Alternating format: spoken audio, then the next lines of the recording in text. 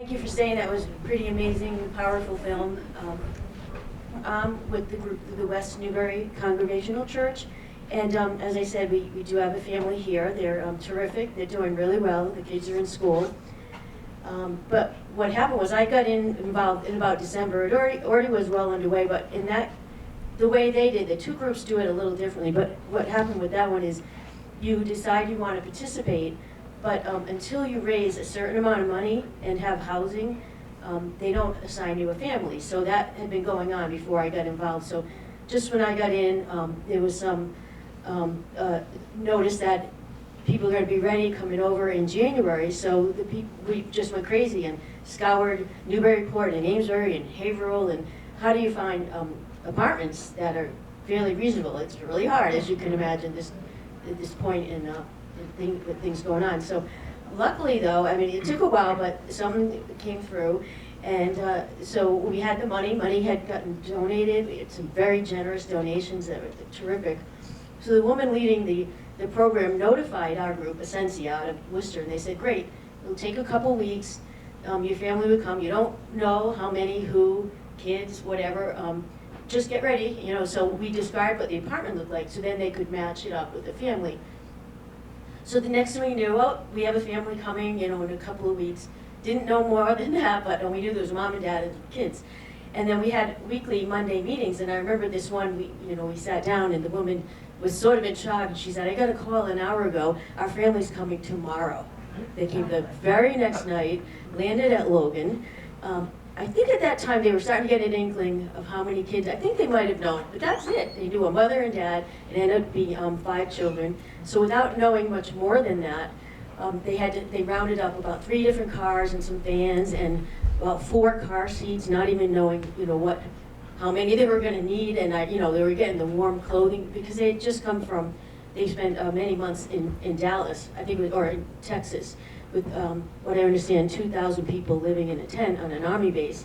So they arrive in Boston, very cold at night, and we had teddy bears and anything you think you might need. And so they started loading them, get them in and put them in the family. So as I said, there were 5 children from 1 to 10.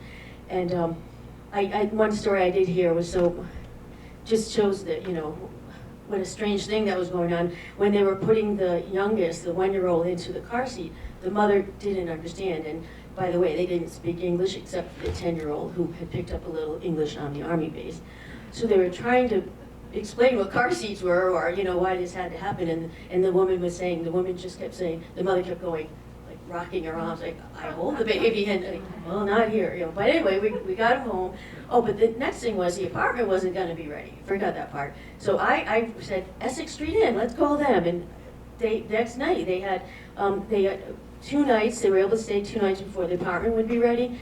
They gave them 2 adjoining suites, the bridal suite and the junior bridal suite. I mean, it was just amazing. I was just so happy that this is their first, come stay here, And so it took 2 days. They were going to move them in that Friday, but then a big snowstorm was coming, so they had to back up. And only on one day they did. They got everyone moved in, the moving trucks before the snow got here, and got them all settled. And so we had the first phase, which was the most immediate, which was health care checks, Social Security cards. They got those, just those immediate things. Food. They eat halal, getting that.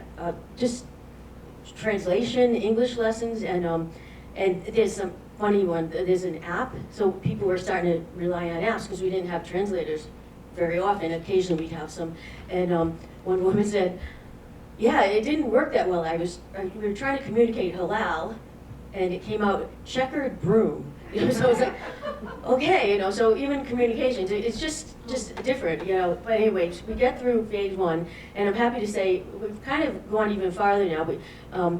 We have the older children enrolled in school last week, and several schools in the area, and one got invited to a birthday party already, so we're just really thrilled about that. And I'm working on employment and actually have some leads already. A local builder has offered to have the father come. When he's working on his English, as soon as he can get going to some early light construction. But he ultimately wants to get into auto mechanics because he had done that in his previous life in Afghanistan. So he went on Saturday with another volunteer. They went down to the Essex Agricultural Vocational, there's a schooling down, I think in Danvers, and there's a young student there who's also, from Afghanistan, spoke the language, and it turns out there's a mechanic auto certificate, so we're going to sign him up. He's going to start in March. So it's just been quite an experience, and the things we're working on, and I'm going to bring up Mary in a moment because she's with the other organization, and that's like 30. Ours is 8, 7, 8, it's easier. But we're going to do a GoFundMe shortly. We're looking to get a van. He's learning how to get the driver's license, ready to do that. Just anxious to get out and support his family. But I didn't want to forget, we do have these postcards. If you didn't grab them, they're on the way out as well. And Becca's out there too if you wanted to help with the donation. But there's other ways to help. Even as far as volunteers, our group doesn't need many more except with transportation, like bringing the kids, or driving to a doctor's appointment. So if you're interested at all, I did want to mention that. But there's information on this, and it says help with employment, but actually we're doing well. But if you have any leads, just, my email's on there. Just love to hear any thoughts you might have. But I don't want to take up all the time. I wanted to bring up Mary. So Mary Sortal is with that other group, and you've probably heard about the churches, and they have temporary housing, and there's 30-something of them, 30? I think it's 40 now. 40 now. Oh, your mic's right there. And, Thank you. Thank you. I wanted her to talk, because it's so funny, because some of the things are different the way they're doing it. So I'd like to hear about your experience. Thank you, Joanne. Yes, I'm Mary Sortal, and I'm from the First Religious Society here in Newburyport. And we went through the International Institute of New England. And when we heard that St. Paul's was interested and had a family, we also expressed an interest, and they told us that sometime in January there might be a family available. So we just needed to have housing at first. There was no financial commitment at that time. So we have a parish hall at our church. We're on Pleasant Street. And this building was built in the 1870s, and it's been, it needs some work, but it's been suitable for our social hours at church, coffee hour, soup Sundays, some classrooms for meetings and things like that. It was not suitable for a family of 2, let alone a family of 11, which is what we got. So I happened to be in Chicago at the time the family came in, and I was just amazed at the transformation over the next 2 weeks that I saw online. I didn't even recognize the building. So there's 3 stories to the building, really no furniture except for a few chairs, no bedroom setup or individual rooms. There was 1 decent bathroom with a sink and a toilet, and 2 other bathrooms that were like half baths. So we had a family coming in a week, and we had to put things together.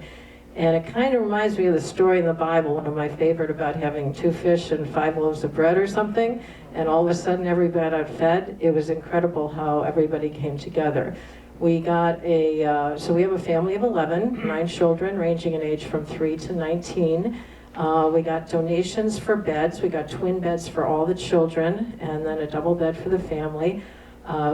Got donations for food. We went through Sign Up Genius and put, this is what we need. These are the ages of the children. This is what we need for them. And within a week, we had walls put up. We had the 2nd floor totally transformed into a bedroom for the children, the parents' bedroom on the stage, and the 2 little 3-year-old twins in the backstage.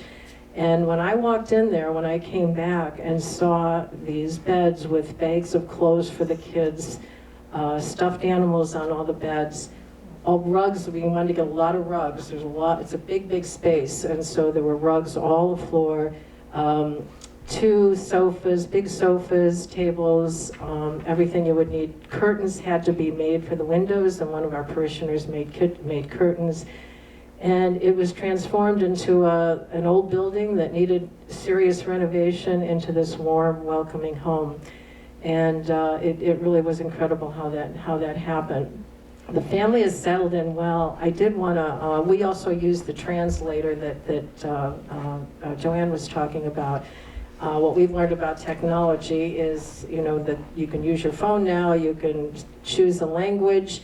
We would type in or say what we wanted to say in English. It would show up in Dari, and then we would show it to the family, and it would be in Dari. So then they would respond to us. So we were able to communicate that way. The father did know some English, and a couple of the kids did know some English. But they're already, going to school and things like that. So we didn't have showers, and so the Y donated or allowed or said that the family could use the showers. So they had devoted time every day to go over there because we're just like a half a block from the Y. The stove, our kitchen was, the stove was pretty intimidating anyway that we had in there. And the fire department said that had to get rid of that. That wasn't safe. So we got a new stove. In the meantime, they didn't have anything to cook on. Somebody brought in a hot plate. 2 people donated rice cookers. So they were able to get along with what they had, and they adjusted very well. But the donations are really unbelievable. The school system has been excellent. The kids are in all 4 schools: preschool, elementary school, junior high, and high school. The parents got tours with the school staff, including ESL, counselors, other support staff, got to see the classrooms that the children were going to be in. I was on one of the tours with the 3-year-old preschool children. And so the ESL teacher was there, the preschool teacher was there, and the preschool teacher actually uses a translator in San Diego. So she had her laptop, and she was on a call or a Zoom with the translator in San Diego, so that the family, the parents were with us that day. And it was very important for the parents to be able to communicate about what was going to happen in school. So they were able to talk to this translator in San Diego with questions that they had. The teachers were remarkable. For one of the students, she showed her where her desk was. Her desk had her name on it. The locker had her name on it. And they've just gone above and beyond to make the children feel very welcome. And I did just want to share a little bit about the family and what the experience has been for me. We don't know a lot about their background, but we do know that the father, during our presence there, the father must have aided our government, and that the family was in danger, and otherwise they wouldn't be here. But we don't know that much more about them. From our perspective, some of us had taken the cultural training, listened to a thing about what to expect. First time I walked in there, the mother greeted me with a cup of tea, big smile on her face. The children were running around and playing. And that was kind of how we first communicated. She made me feel very, very welcome. And one of the girls came up to me and said, "Hello, what is your name?" And I said, "Oh, my name is Mary." And I said, "What's your name?" And she said, "Oh, I'm so-and-so. And she said, "How are you today?" And I said, "Good." And she said, "We're glad to be here, and thank you very much."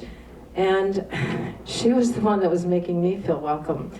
It was really incredible feeling. The 2 little 3-year-old twins already knew the ABC song. I'm already sick of it. ABC, the song.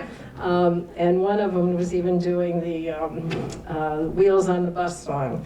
So they're doing well. But I have to say that we are, they are very grateful to be here. Every time I leave, there's always the thank you. There's always a gratefulness for everything we're doing. But we're really the lucky ones to have this beautiful family here, and to have the opportunity to help them help themselves adjust. And we're really fortunate to have them. So it's been transforming for me. I'm retired, and this has been one of the most joyful things I've done in my retirement so far. Thank you. Is this on? Okay. So I just have one more person I wanted to bring up. I'd like to bring up Shabnam, who, as I mentioned, was born in Afghanistan, but she didn't come here immediately. It's quite a story. So I'm going to hand it over, and thank you so much for joining us. No problem. Thank you, Joanne. Hi, everyone. I'm Shabnam, and it's funny, Joanne invited me last minute, so I'm happy to be here. I'm sorry I missed the movie, but I can tell you a bit about my story. I was 2 weeks old when my parents all of a sudden decided last minute to leave Afghanistan. They were living in Kabul. My dad was, I think, a vaccinator, and then my mom was a teacher. So I think there was a civil war happening between two sides, and in Kabul, like all those rockets and everything was getting thrown at us. So last minute, my parents decided that they would take 5 of their kids. There's 6 of us in total, but there was 5 back then. They would take everyone and just leave everything behind and just walk to the closest bus stop. But it wasn't even a bus stop. It was a place where you could, like, big trucks where you could, like, take equipment to. So we took those buses, and I think the journey was probably a few hours. We took it to Pakistan. And yeah, so we got to Pakistan. I was 2 weeks old. I grew up there, raised there, and then I think my parents decided that Pakistan wasn't the place for us to be raised in because their education was so different. We were refugees, obviously, so we didn't have all the rights. So they decided to apply for some kind of program. I think it was a UNHCR program. So we applied to get to America, and that's how I think we got into a lottery system, and we somehow got the chance to come to America. But we didn't even know where we would end up in. Massachusetts, we had no clue. And I was 8 years old when we got here. And I think we got here in 2001, which was probably a week before 9/11 happened. So that was a whole experience for everyone, our family, everyone involved. But I have to say that everyone was very welcoming, and yeah, so here we are. A better MC, And sorry. I'm happy to answer any questions. Yeah, I'm such a terrible MC, I'm just sitting here listening. But thank you. I mean, do we have any questions? I know you're here now, you're older, and you're in an MBA program, I'm I understanding. am. so- Hopefully I can finish it. We hope so too. But do we have any questions for her, or for, here we go.